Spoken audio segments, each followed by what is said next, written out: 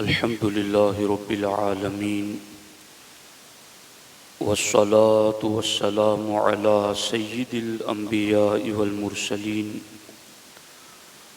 وعلى آله وأصحابه أجمعين أما بعد فأعوذ بالله من الشيطان الرجيم بسم الله الرحمن الرحيم إن أولياؤه إلا المتقون صدق الله العلي العظيم وصدق رسوله النبي الأمين المختار الكريم الرؤوف الرحيم۔ انتہائی احترام و عقیدت کے ساتھ حضور سید المرسلین خاتم الانبیاء شفیع المذنبین رحمت للعالمین خاتم المعصومین راحت العاشقین صلی اللہ تعالی علیہ وآلہ واصحابہ وبارک وسلم کی بارگاہ میں اپنی غلامی کا ثبوت دیں اور جس طریقے سے میں پڑھا ہوں میرے ساتھ مل کر حضور دل کے ساتھ نذرانہ محبت پیش کریں۔ الصلاۃ والسلام علیک یا رسول اللہ،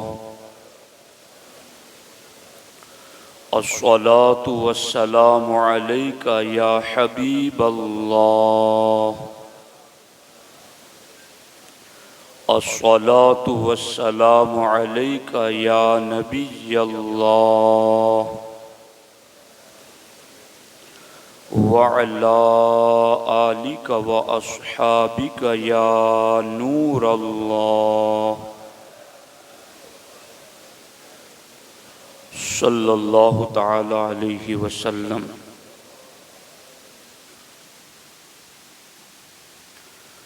نہ مجھ سے چھوٹے گا ان کا دامن، نہ مجھ کو بھولے گا نام اشرف، میں بندہ بے درم ہوں ان کا، ازل سے ہوں میں غلام اشرف۔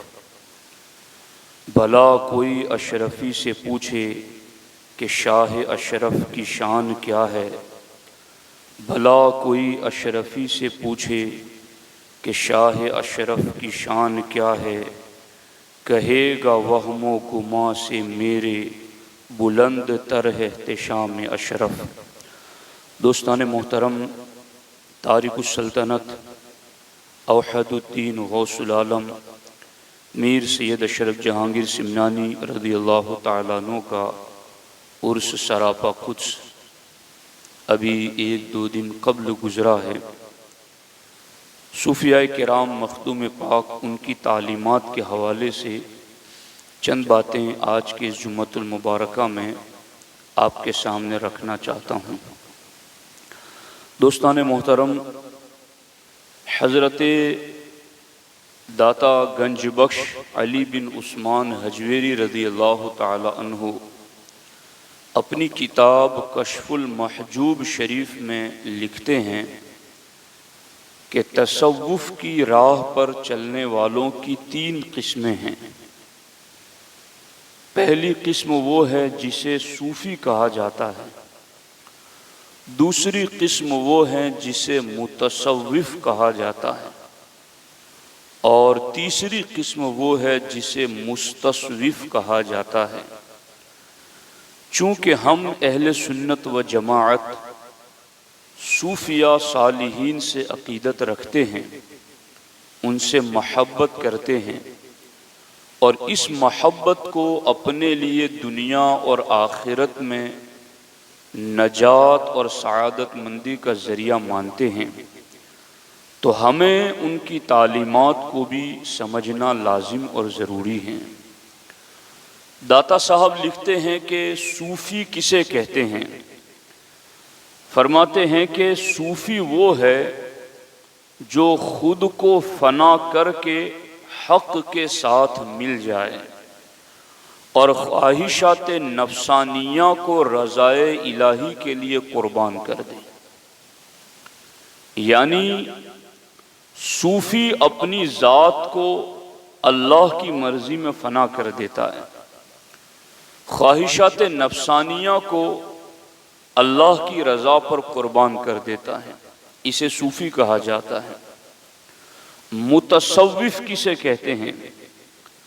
داتا صاحب فرماتے ہیں کہ متصوف وہ ہیں جو ابھی صوفی تو نہیں بنا مگر عبادت کے ذریعہ، ریاضت کے ذریعہ اور مجاہدے کے ذریعہ صوفی بننے کی سچی طلب رکھتا ہے، کوشش میں لگا ہوا، اسے متصوف کہتے ہیں۔ اور تیسری قسم ہے مستصوف، اس کے بارے میں داتا صاحب لکھتے ہیں کہ مستصوف وہ ہیں جو دنیاوی عزت و مرتبہ اور مال و دولت کے حصول کی خاطر اپنے آپ کو صوفی ظاہر کریں اور اس کا تصوف سے کوئی تعلق نہیں۔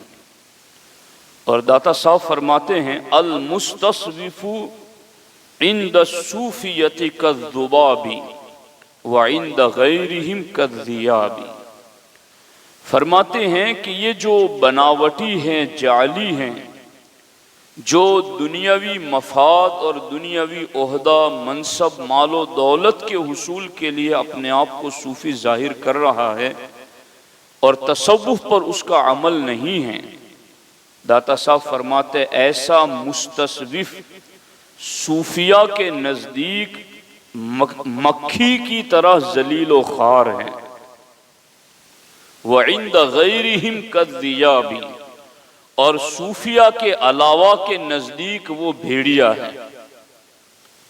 جس طرح مکھی جہاں گندگی دیکھتی ہے وہاں بیٹھ جاتی ہے، اور جس طرح بھیڑیا جہاں مردار دیکھتا ہے چل پڑتا ہے، تو یہ بناوٹی دنیاوی مال کے حصول کے لیے اپنے آپ کو صوفی ظاہر کر رہا ہے۔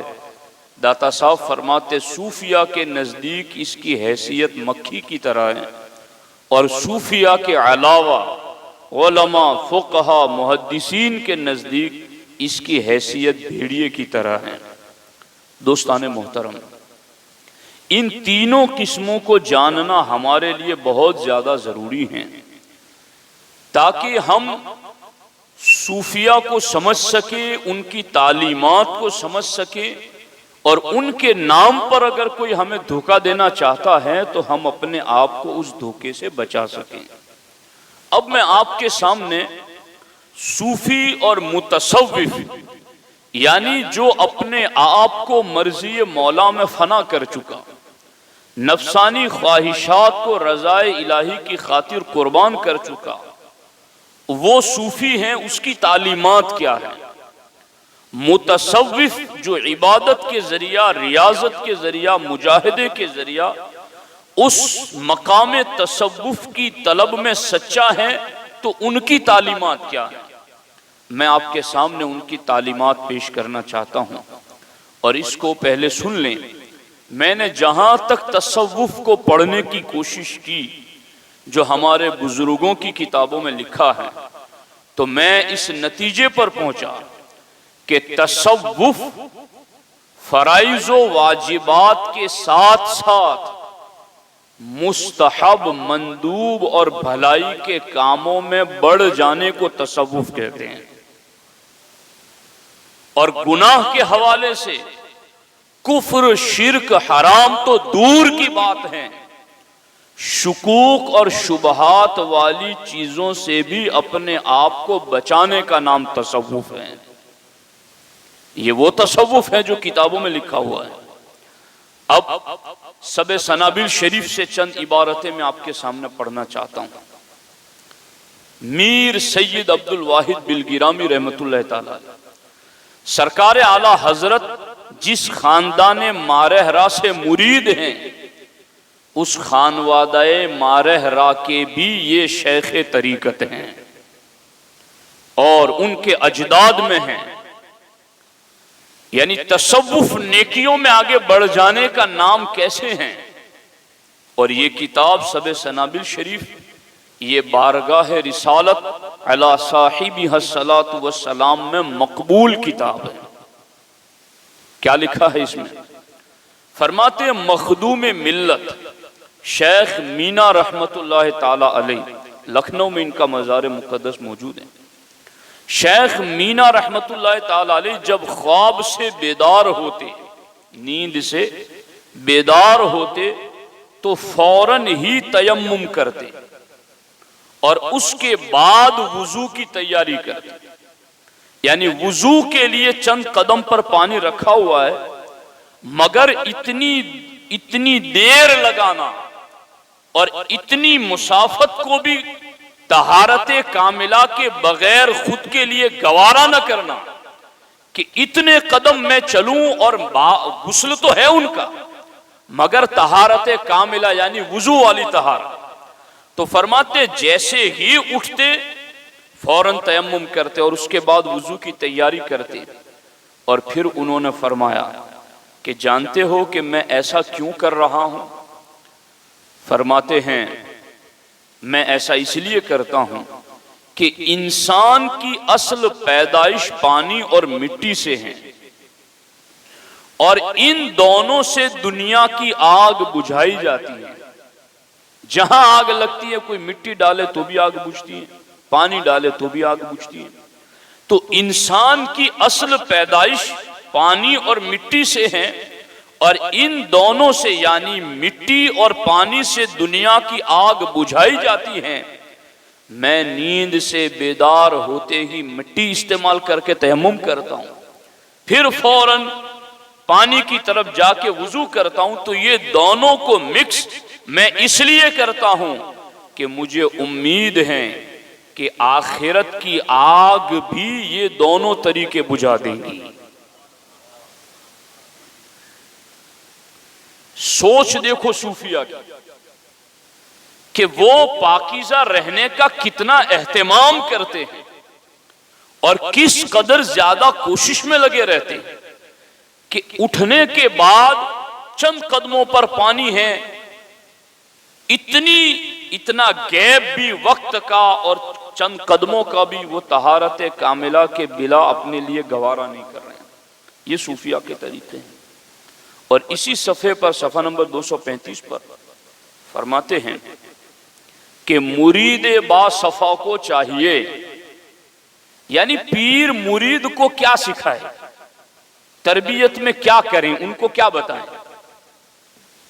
فرماتے ہیں کہ مرید با صفا کو چاہیے کہ نہ کھائے نہ پیے نہ کوئی بات کہے نہ سوئے مگر پاکی کی حالت میں، باوضو حالت میں. صرف یہ نہیں کہ نماز پڑھنا ہے، یہ تو ہے شریعت میں.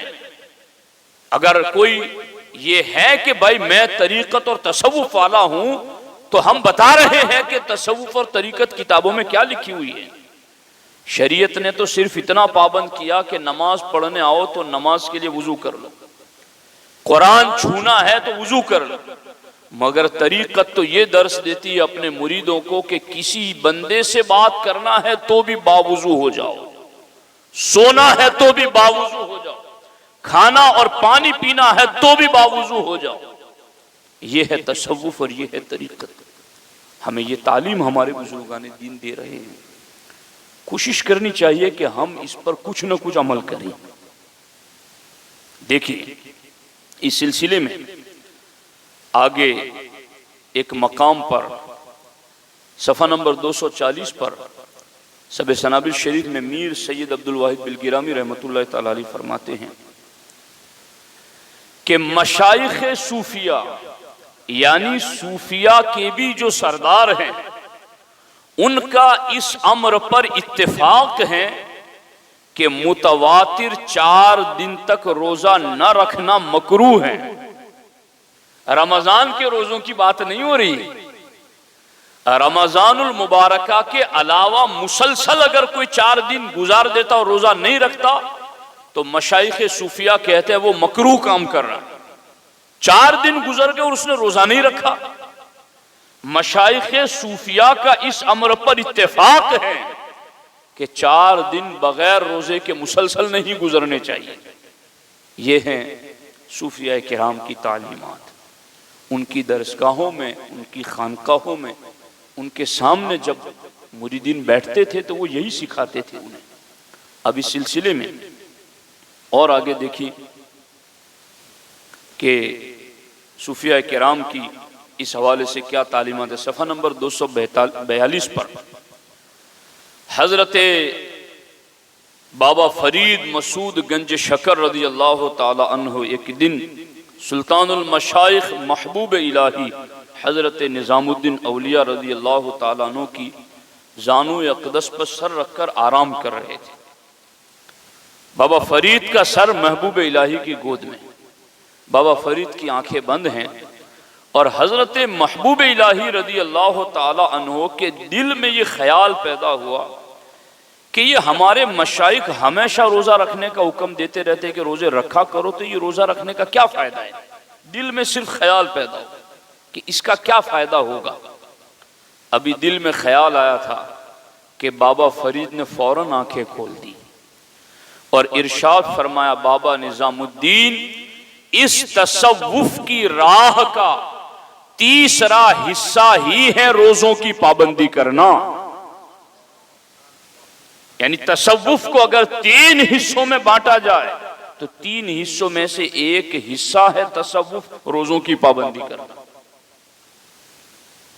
آپ دیکھ رہے ہیں یہ ہے صوفیاء کی تعلیمات، اور اس طریقے سے وہ تعلیمات دیا کرتے تھے اور مائل کیا کرتے تھے۔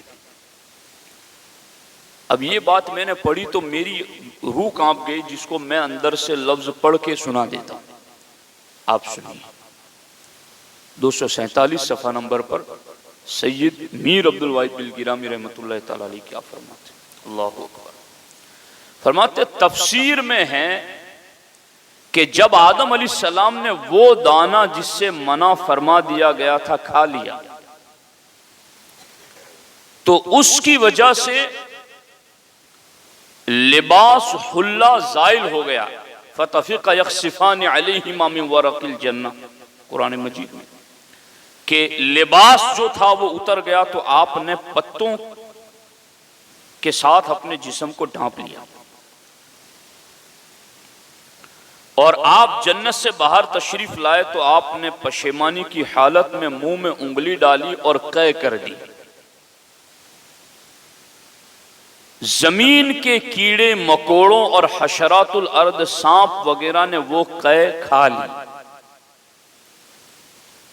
تو اب وہ حشرات الارض یعنی زمین کے کیڑے اور سانپ نے جو اس قے کو کھا لیا، جو اس دانے کو نکالا تھا آپ نے، جو اللہ نے منع کیا تھا اور کھا لیا تھا، اس قے کو جب سانپ نے دیگر حشرات الارض نے کھا لیا تو اس کی وجہ سے ان کے تالوؤں، ڈنکوں اور دانتوں میں زہر پیدا ہو گیا۔ یہ صوفیاء بتایا کرتے تھے اپنی درسگاہوں میں، اپنی خانقاہوں میں مریدوں کو کہ ایک دانہ، وہ بھی خطا اجتہادی والا، وہ بھی جنت کا، اور وہ بھی ایک جلیل القدر پیغمبر کے منہ میں، اس کو نکالا، یہ اثر ہوا۔ آگے لکھتے ہیں اور جو گھاس اس قے کی جگہ اگی، اس گھاس میں بھی زہر کا اثر پیدا ہو گیا۔ اور اگلی بات سننا، اللہ ہم سب کو توفیق دے کہ ہم اس پر عمل کریں۔ فرماتے ہیں اور جو نطفہ کے اس لقمہ کی غذا سے پیدا ہوا، اس سے قابیل پیدا کیا گیا۔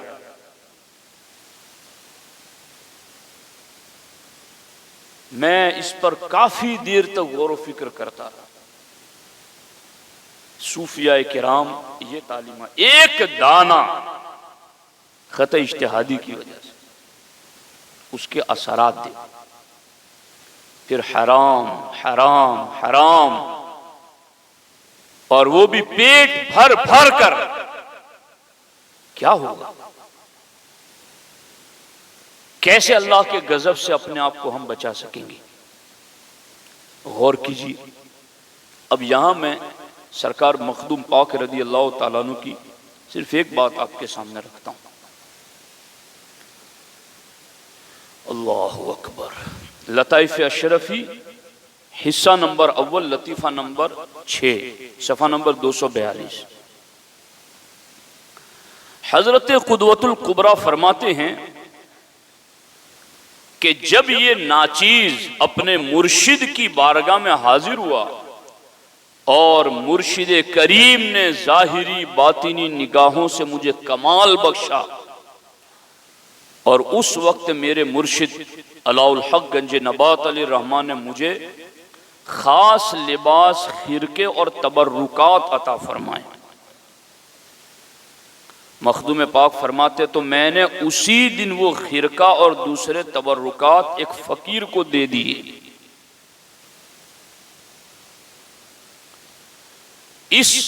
میں سمجھتا ہوں میں بہت چھوٹا مولوی اور میری چھوٹی عقل، چھوٹا علم، مگر میں نے جہاں تک اس میں غور کیا ایک سمندر پوشیدہ ہے اس بات کے اندر جو مخدوم پاک نے، کاش نصیحت حاصل کرنے والے نصیحت حاصل کر لیں اس سے۔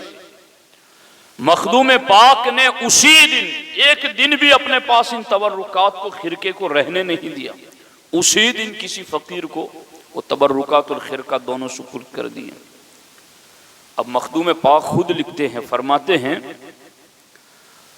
بعض متعلقین حضرات نے جو مجھ سے کدورت رکھتے تھے، غصے کی وجہ سے حسد میں زبان تان کھولی انہوں نے، اور میرے حوالے سے یہ کہنا شروع کر دیا کہ اس کو دیکھو کہ اس نے پیر کا خاص خرقہ دوسرے کو دے دیا، ایسا کہیں ہوتا ہے؟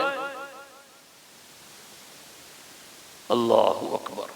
جب ان لوگوں نے یہ بات مرشد کریم علاء الحق گنج نبات علیہ الرحمٰ کی بارگاہ میں پہنچائی کہ حضور اشرف کو آپ نے تبرکات، خرقہ، لباس دیا تھا، وہ تو انہوں نے کسی فقیر کو دے دیا، تو وہ مرشد بھی ایسا نہیں کہ پہلا جو مرید آ کر کان بھر دے اسی کی سن لے اور دوسرے سے بدگمان ہو جائے۔ یعنی ان کی راہ ہمارے مرشدوں کے لیے بھی راہ ہدایت ہے۔ کیا فرماتے ہیں؟ فرمایا کہ اشرف کوئی ایسا کام نہیں کرتا جو لغو اور بے معنی ہو، جاؤ جا کر کے اشرف سے ہی پوچھو کہ انہوں نے ایسا کیوں کیا ہے۔ جب لوگوں نے جا کر غوث العالم سلطان سید اشرف جہانگیر سمنانی علیہ رحمہ سے پوچھا کہ حضور لوگوں نے پوچھا ہے کہ آپ نے ایسا کیوں کیا، تو حضرت مخدوم پاک نے جواب دیا کہ مجھے بتاؤ کہ یہ خرقہ عین پیر ہے یا غیر پیر ہے؟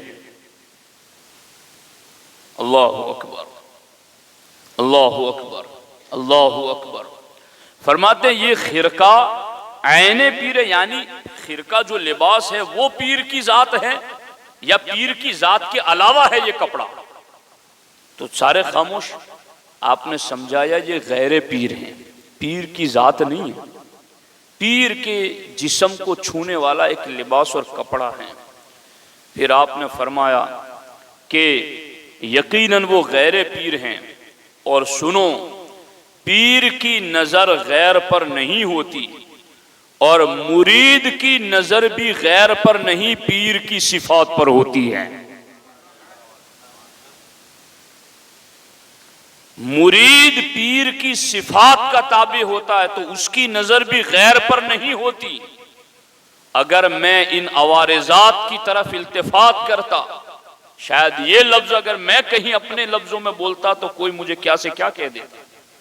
مخدوم پاک فرماتے اگر میں ان عوارضات کی طرف التفات کرتا تو اس کے معنی یہ ہوتے کہ میں پیر سے کچھ بھی اکتساب نہیں کرتا، اور جو شخص پیر سے اکتساب نہیں کر سکا اس کو پیر سے نسبت سے کیا فائدہ ملے؟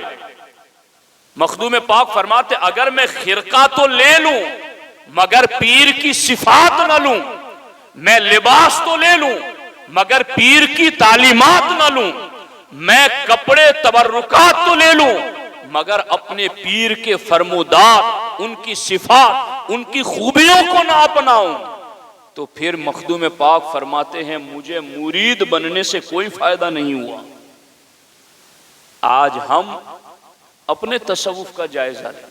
یقیناً علماء اہل سنت چادروں کے جواز پر دلائل یہ دیتے ہیں، پھول چڑھانے پر دلائل یہ دیتے ہیں، سندل وغیرہ جتنی بھی رسومات ہے خیر کی ان کے دلائل علماء اہل سنت دیتے ہیں، مگر کیا ایسے لوگوں کو مخدوم پاک کی یہ بات بتانے کی ضرورت نہیں ہے کہ سچا مرید وہ ہے جو پیر کی صفات کا تابع ہوتا ہے. اور مخدوم پاک فرماتا اگر صفت کو چھوڑ کر کے میں ادھر صرف خرقہ لے کر گھومتا رہوں تو مجھے پیر کی نسبت سے کوئی فائدہ نہیں. یہ ہیں مخدوم پاک، یہ ہے صوفیہ کی تعلیمات. اس لیے دوستو تصوف، داتا صاحب نے کہا نا کہ 3 قسمیں ہیں، جاگ کر سنو اور ان تینوں قسموں کو یاد رکھو. صوفی، متصوف، مستصوف. یقیناً جو صوفی ہیں اس کی جوتیاں ہمارے سروں پر ہیں، جو متصوف ہے وہ بھی ہمارا رہبر و رہنما ہے، مگر جو مستصوف ہے در حقیقت وہ لبادہ اوڑے ہوئے ہیں تصوف کا، دنیا کمانے کے لیے، دنیاوی عزت و جار منصب کے حصول کے لیے، ورنہ تصوف سے اس کا کوئی تعلق نہیں. صوفیہ کہتے ہیں ہم تو اس کو مکھی کی طرح سمجھتے ہیں اور فقہا علماء اس کو بھیڑیے کی طرح سمجھتے ہیں. تو میرے عزیزو، مخدوم پاک کی تعلیمات ہیں، ان کی کتابیں ہیں، ہمارے دیگر بزرگوں کی کتابیں ہیں، ان کا طریقہ ہے تصوف کا، ان کی تعلیمات ہیں. ان تعلیمات کو پڑھیے، عمل کی کوشش کیجیے. ایک بات عرض کر دیتا ہوں، حضرت مخدوم پاک نے اپنے یہاں جو حاضرین آتے تھے مہمان، ان کا کھانا کھلانے کی ذمہ داری حضرت بابا حسین علیہ رحمہ کو سپرد کی تھی. یہ حضرت کے خادم تھے، وہی کھلاتے تھے. ایک دن مخدوم پاک نے حاضرین کے اندر کہا کہ تمہیں پتا ہے کہ میں نے کھانا کھلانے کی ڈیوٹی صرف ان کو کیوں دی ہے، باقیوں کو نہیں دی ہے؟ فرماتے حضور آپ بتائیں. کہ میں نے کھانا کھلانے کی ڈیوٹی بابا حسین کو اس لیے دی ہے کہ یہ کھانا کھلاتے کھلاتے بھی اللہ کی یاد سے غافل نہیں ہوتا ہے، یہ کھلاتے کھلاتے بھی اللہ کا ذکر کرتا ہے. اور مخدوم پاک فرماتے ہیں یہ کھلاتے کھلاتے بھی اللہ کا ذکر کرتا ہے، جسے اس کے ہاتھ سے لقمہ مل جاتا ہے اللہ اس کے باطن کو بھی منور کر دیتا ہے. دوستان محترم، یہ ہیں ہمارے مشائخ. اولئک آبائی فجئنا بمثلہم اذا جمعتنا یا جریر المجامع. تو یہ ہمارے صالحین ہیں، صوفیاء ہیں. اللہ تبارک و تعالی ہمیں ان کے نقش قدم پر چلنے کی توفیق عطا فرمائے. السلام علیکم ورحمۃ اللہ.